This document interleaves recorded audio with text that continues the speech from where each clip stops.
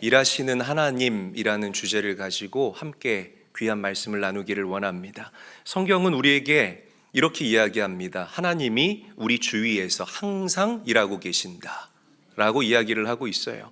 하나님은 이 세상을 창조하신 이후에 그냥 세상이 알아서 굴러가도록 그냥 내버려 두신 것이 아니라 세상 역사 한가운데 살아계시고 지금도 이 역사를 운행하고 계신다는 사실을 믿으시기를 바랍니다. 자, 오늘 우리가 읽은 본문 17절 말씀에서 예수님이 이렇게 이야기를 해요. 내 아버지께서 이제까지 일하시니 나도 일한다. 다시 강조할게요. 내 아버지께서 이제까지 일하시니 나도 일한다 라고 이야기를 하고 있다는 겁니다. 그러니까 예수님께서 하나님을 여러분들에게 계시하고 소개할 때에 그냥 소개하는 것이 아니라 일하시는 하나님이라고 소개하고 있다는 것을 우리가 발견할 수 있다는 거죠. 세상을 창조하실 때도 하나님은 일하셨고 지금도 여전히 일하고 계십니다. 만약 하나님께서 지금까지 일하시지 않았다면 이 세상은 존재하지 않았을 것이고 저와 여러분들도 이 자리에 나올 수 없었을 것이라고 저는 여러분들에게 말씀드리고 싶어요. 하나님께서 일하시자 이 세상이 창조되었고 하나님 보기에 좋은 세상이 되었어요. 그리고 하나님께서 당신의 형상을 따라 우리 사람을 지으시고는 하나님 보시기에 심히 좋았다라고 말씀하십니다. 그러니까 하나님께서 일하시면 그렇게 보기에 좋고 선하게 되는 기가 막힌 역사들이 일어나게 된다라는 거죠.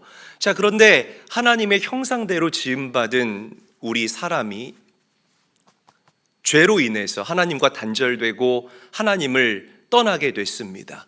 왜 그랬죠? 마귀의 속임수 때문에 그렇게 됐다라는 거죠. 그런데 하나님께서는 잘 들으십시오. 죄로 더러워진 우리 인간을 그냥 방치해 두신 것이 아니라 우리를 구원하시기 위해서 또 다시 일하시기 시작했습니다. 할렐루야. 또 다시 뭐 하셨다고요? 그렇죠. 일하시기 시작했다라는 거예요. 믿음의 조상들을 세우시고 그들에게 카바넌트, 구원의 언약을 다시금 주셨습니다. 나는 너희의 하나님이고 너희는 나의 백성이다. 수많은 선지자들을 통해서 이스라엘을 구원할 그 메시아에 대해서 그리고 저 하늘의 비밀한 이야기에 대해서 계시하시고 들려주시고 그들의 입술을 통하여서 하나님 당신을 알리기 시작했습니다. 그럼에도 사람들이 하나님이 누구인지를 알지 못하니까 아예 당신의 아들 독생자 예수 그리스도를 이 땅에 보내주셨다라는 거예요. 여러분, 성경은 이렇게 이야기를 합니다. 요한복음 3장 16절 말씀 우리 한 목소리로 읽어보도록 할게요. 함께 읽습니다. 시작. 하나님이 세상을 이처럼 사랑하사 독생자를 주셨으니 이는 그를 믿는 자마다 멸망하지 않고 영생을 얻게 하려 하심이라. 예수님께서 이 땅에 오신 그 기가 막힌 사건, 신적인 성품의 사랑이다라고 제가 말씀드렸잖아요. 우리 인간의 언어로 그 사랑 앞에 어떤 수식어를 붙일 수가 없어요. 그 아버지 하나님의 신적 성품의 사랑, 그 사랑의 결과물인 예수 그리스도, 그분의 인카네이션, 그 성육신 사건과 그분의 십자가 죽으심과 부활하신 그 사건은요, 하나님의 놀라운 위대한 역사의 개입 사건이고 인간의 역사의 위대한 전환점이다라고 저는 말씀을 드리고 싶습니다. 사랑하는 제일교회 성도 여러분, 하나님이 쉬지 않고 지금까지 일하셨기 때문에 우리가 구원받았다는 사실을 믿으시고 감사하시고 또 감격할 수 있게 되시기를 주님의 이름으로 간절히 축원합니다. 그래요. 어떤 사람은 이런 사람이 있어요. 하나님이 어디에서 일하시는지 그리고 무슨 일을 하고 계시는지를 봅니다. 그리고 그 하나님의 일에 동참해요. 그리고 그렇게 하나님 크기의 놀라운 일들을 경험하면서 하루하루를 살아가요. 그런데 반면에 어떤 사람은 하나님이 어디에 계시는지, 어디서 어떻게 일하시는지 관심도 없어요. 바라볼 수 있는 영안이 열려 있지를 않아요. 그래서 늘 내 뜻에 좋은 대로 살아갑니다. 그러니까 그 사람이 거둬들일 수 있는 열매는 뭐예요? 고작 내 크기의 열매밖에 거둬들일 수 없는 거예요. 여러분 기억하십시오. 우리 삶 가운데서 일어나는 모든 일들 가운데에서 우리는 숨겨진 하나님의 손길을 바라볼 수 있어야 되고요, 하나님의 뜻을 발견할 수 있어야 된다라는 겁니다. 심지어 그 일이 고난과 질병과 아픔과 연약함이라 할지라도 그 안에는 반드시 하나님의 뜻과 하나님의 메시지가 숨겨져 있다는 것을 기억하셔야 된다는 거예요. 여러분, 믿음이라는 것은 이런 의미에서 바라본다면 내 눈이 뜨여지는 것입니다. 할렐루야. 저를 따라합니다. 믿음은 눈이 열리는 것이다. 눈을 열어서 뭘 봐야 됩니까? 내 주위에서 쉬지 않고 일하시는 하나님, 하나님의 그 성품 중에 성실이라는 키워드가 있잖아요. 그 당신의 성실함을 가지고 내가 약할 때나 강할 때나, 내가 어렵고 힘들고, 그리고 내가 잘 나가도 늘 우리 주변에서 쉬지 않고 일하시는 그 하나님을 바라볼 수 있는 것, 이게 바로 믿음이라는 거예요. 말씀 한번 읽어볼게요. 마태복음 5장 19절에서부터 20절까지의 말씀 한 목소리로 읽어보겠습니다. 시작. 그러므로 예수께서 그들에게 이르시되 내가 진실로 진실로 너희에게 이르노니 아들이 아버지께서 하시는 일을 보지 않고는 아무것도 스스로 할 수 없나니 아버지께서 행하시는 그것을 아들도 그와 같이 행하느니라. 아버지께서 아들을 사랑하사 자기가 행하시는 것을 다 아들에게 보이시고 또 그보다 더 큰 일을 보이사 너희로 놀랍게 여기게 하시리라. 자, 우리 빨간색으로 칠해놓은 부분 다시 한번 저와 같이 읽겠습니다. 시작. 아버지께서 아들을 사랑하사 자기가 행하시는 것을 다 아들에게 보이시고. 그래요. 이게 굉장히 중요한 내용입니다. 그러니까 예수님은 무슨 일을 하시던지 간에, 하나님이신 그분이 무슨 일을 하시던지 간에 자기 뜻대로 하지 않았다라고 성경은 얘기를 하고 있어요. 아버지 하나님께서 하고 계신 그 일 가운데에 나도 가서 아름답게 동참하고 동역한 거예요.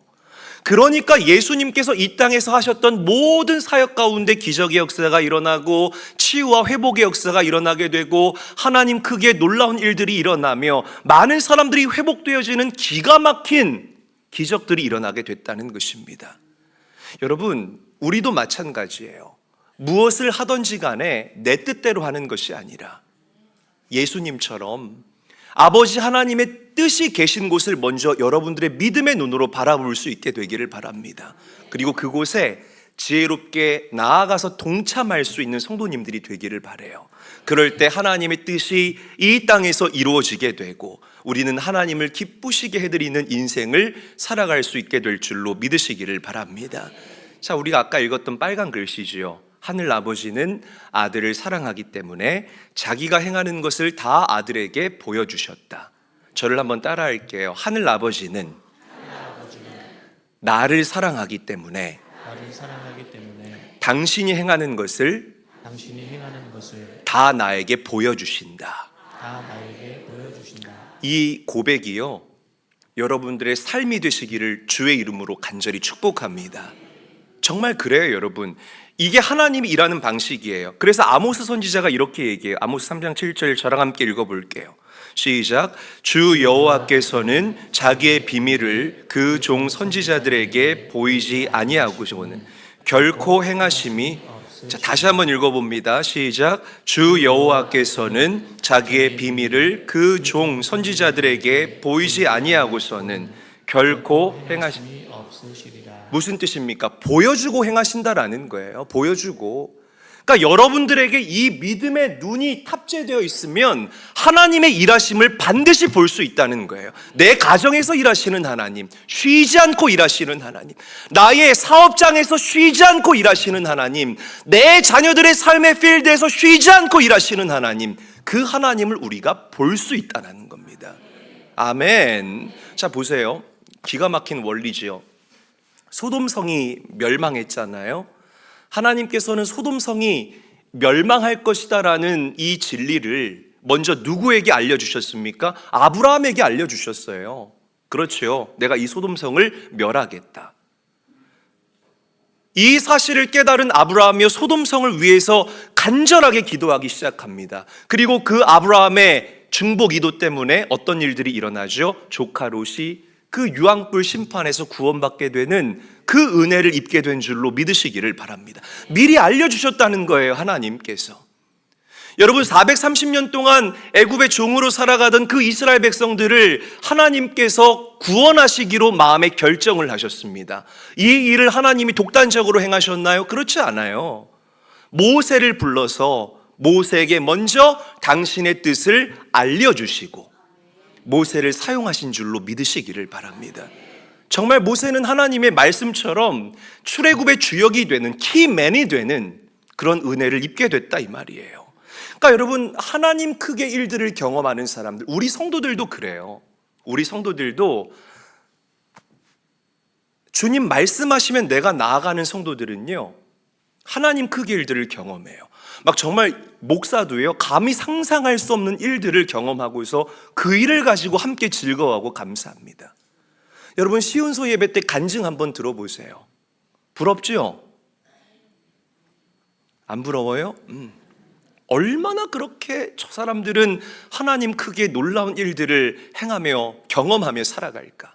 하나님이 일하시는 곳에, 하나님이 뜻이 있는 곳에 나도 가고, 그렇게 지혜롭게 동참하기 때문에 늘 하나님의 기적을 경험하는, 열매를 거둬들이며 사는 거예요. 주님 말씀하시든지 말든지 나는 앞으로 가겠습니다. 안 되는 거예요, 여러분. 큰일 나는 겁니다. 그래서 성경이나 아니면 우리의 삶의 필드에서 늘 놀라운 하나님의 일들을 경험하는 사람들은 하나님이 일하시는 것을 보고 행한다. 아멘. 저를 따라하죠. 보고 행한다.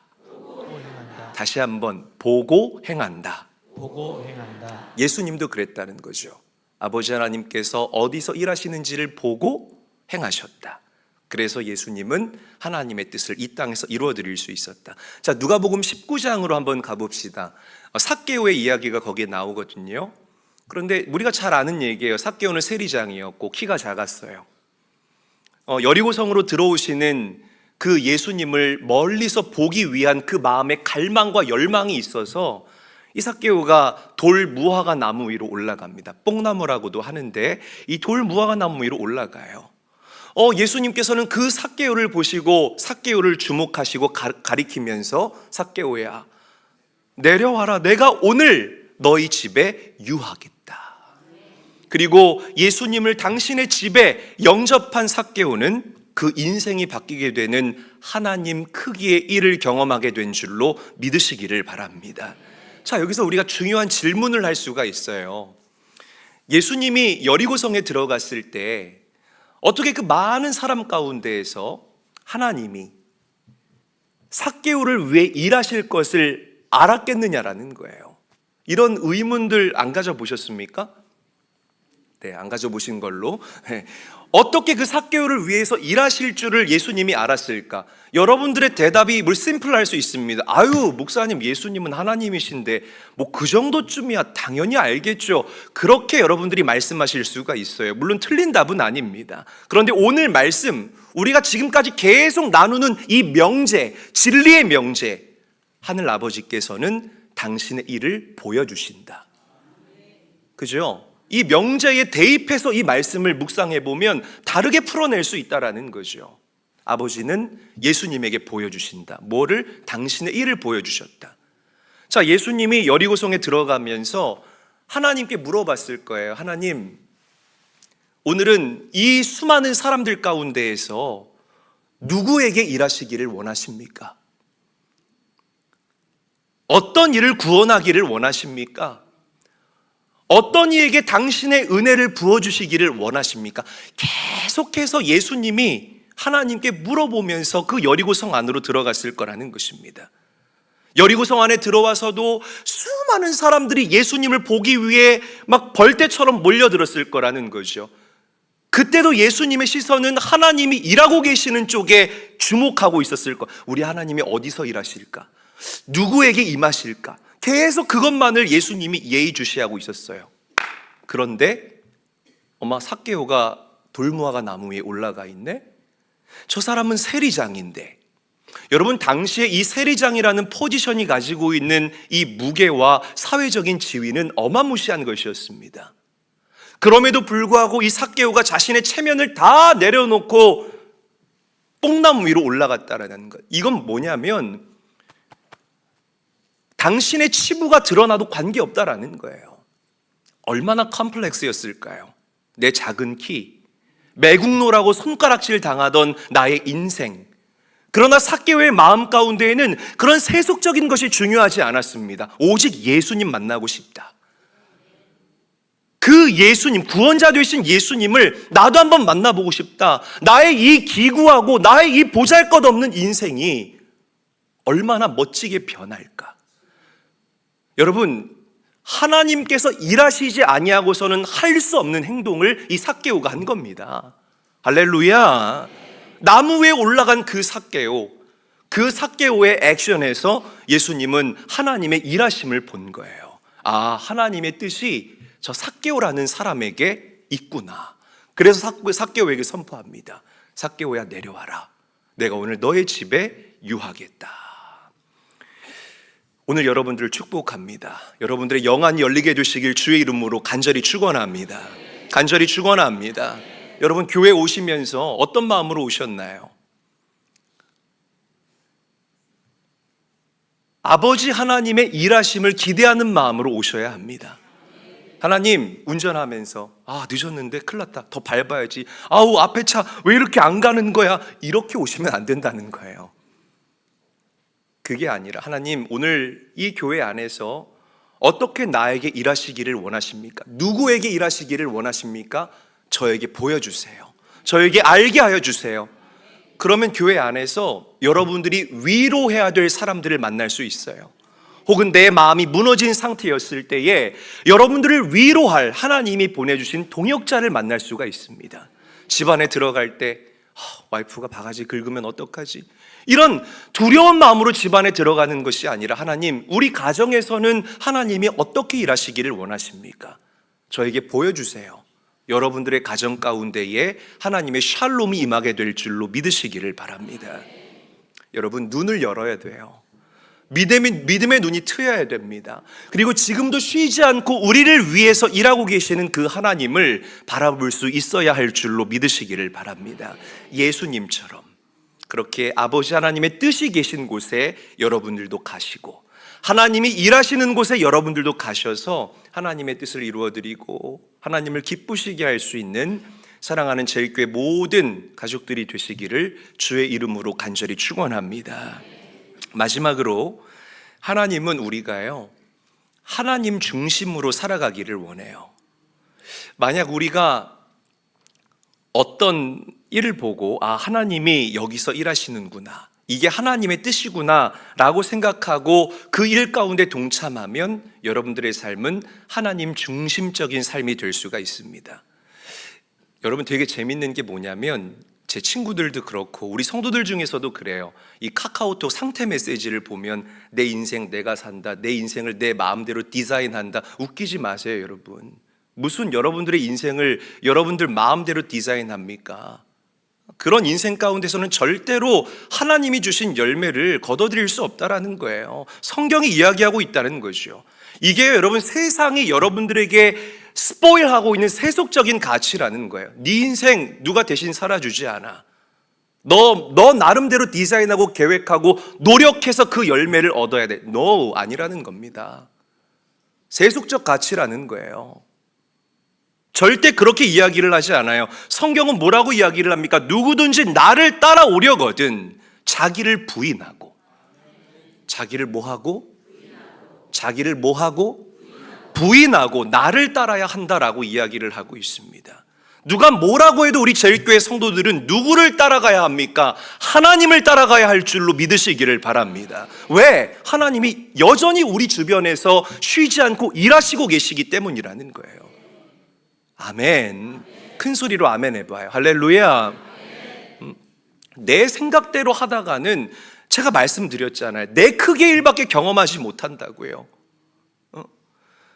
우리의 예상대로 하나님이 움직여 주시는 게 아니에요. 예전에 저희 교회 어떤 분이 사업장을 개업을 했어요. 아니 근데 이 사업장 내용이 내 마음에 안 드는 거. 마음에 안 든다는 게 무슨 말이냐면, 야, 이런 걸 해도 되나? 믿는 사람들이 싶을 그럴 사업장인 거예요. 그래서 제가 귓속말로 신방 가서 이제 사업장 예배를 들어달라길래 또 가야죠. 귓속말로 물어봤어요. 하나님께 물어봤어요? 그랬더니 얼굴이 시뻘개지면서 귀까지 빨개지면서 아니요? 그러는 거예요. 그럼 나를 왜 불러요, 여러분? 그렇잖아요. 물론 그래도 우리 성도님이니까 막 마음껏 축복하면서 그렇게 이제 예배를 함께 드렸는데, 많은 성도들이 그렇게 살아요. 내가 내 삶을 다 계획하고 디자인해 놓고 하나님께서 내 뜻대로 움직여 주시기를 원합니다. 그래 놓고서 하나님이 내 뜻대로 움직여 주시면 할렐루야, 하나님 살아계십니다, 당신은 역시 나를 사랑하시는군요, 주님을 찬양합니다, 이렇게 고백해요. 그런데 내 뜻대로 안 되잖아요. 본인 혼자 다 계획해 놓고 당신 뜻대로 하나님이 움직여 주지 않으면 하나님은 이재일 목사님만 사랑하시고 나는 사랑하지 않으시는군요. 그래요, 난 또 망했습니다. 왜 그렇게 피곤하게 사냐는 겁니다, 여러분. 하나님이 우리의 종이 아니에요. 아멘. 하나님이 여러분들의 종이 아니라 내가 하나님의 종이에요. 아멘이 되시나요, 여러분? 믿으시면 아멘 합시다. 저를 따라합니다. 하나님이 나의 종이 아니라 내가 하나님의 종이다. 하나님이 우리 삶의 쿠이리우스, 주인이라는 사실을 믿으시기를 바랍니다. 내 삶의 주도권 누가 가지고 계세요? 하나님이 가지고 계시는 거예요. 여러분, 그 물질 자랑하지 마세요. 물질도 정말 잘 관리하라고 하나님께서 여러분들에게 주신 것이지 내 소유가 아닙니다. 큰 소리로 아멘 합시다. 그 물질 자랑하다가 정말 빈털털이 된 사람들 제가 한두 번 본 게 아니에요. 물질도 역시 하나님의 소유. 여러분들의 자녀 누구 거예요? 그래, 이렇게 확신 없이 대답하실 줄 알았어요. 여러분들의 자녀도 하나님의 거예요. 할렐루야. 우리 아내가 최근에 그래요. 나는 우리 다니엘을 절대로 장가 보낼 수 없대. 너무 소중하고 너무 사랑스러워서 절대로 장가 보낼 수가 없다는 거예요. 그래서 제가 그랬어요. 여보, 이 자녀도 하나님께서 우리에게 맡겨주신 거고 우리는 이 자녀들을 잘 관리하는 청지기의 역할을 감당해야지. 그리고 여보, 줄 잘 서. 누구랑 더 오래 살지 줄 잘 서. 이제 그 마음에서 이 청직이라는 키워드를 가지고 아마 본인의 삶을 묵상하고 있을 겁니다. 자녀들의 영역, 여러분들이 다 판을 짜놔요. 이때는 여기 학원 보내고 저기는 저기 학원 보내고. 그래서 그렇게 자녀들 길러놨더니 여러분들이 예상한 대로 좋은 대학 갑니까? 그렇지 않아요. 그렇지 않습니다. 정말 내 마음대로 하기 힘든 영역이 자녀의 영역이에요. 그래서 하나님께 맡기면 하나님께서 일하시기 때문에, 할렐루야, 일하시기 때문에 여러분들의 자녀들의 삶을 빚어주시고 또 빚어주셔서 하나님의 아름다운 도구로 사용하여 주실 줄 믿으시기를 바랍니다. 그게 지혜로운 어머니, 지혜로운 아버지의 모습이라는 거예요. 여러분, 내 삶의 주인은 내가 아니에요. 일하시는 하나님이 여러분들 삶의 주인이에요. 그분께 여러분들의 삶의 주인의 자리를 오늘 지혜롭게 내어드리시는 귀한 성도님들이 되시기를 바랍니다. 말씀을 정리하도록 하죠. 여러분, 하나님은 항상 우리 주변에서 일하고 계셔요. 오늘 일하시는 하나님, 이것만 기억하시면 아마 여러분들의 삶이 조금은 달라지지 않을까, 조금은 더 깊어지지 않을까라고 저는 생각을 해봅니다. 그분은 우리와 함께 하시고 우리를 절대로 포기하지 않으십니다. 누가 뭐라고 해도 우리 주위에서 일하고 계시는 하나님을 바라보시고 하나님 중심으로 살아가시는 그런 사랑하는 제일교회 모든 성도님들이 되시기를 주님의 이름으로 간절히 축원합니다.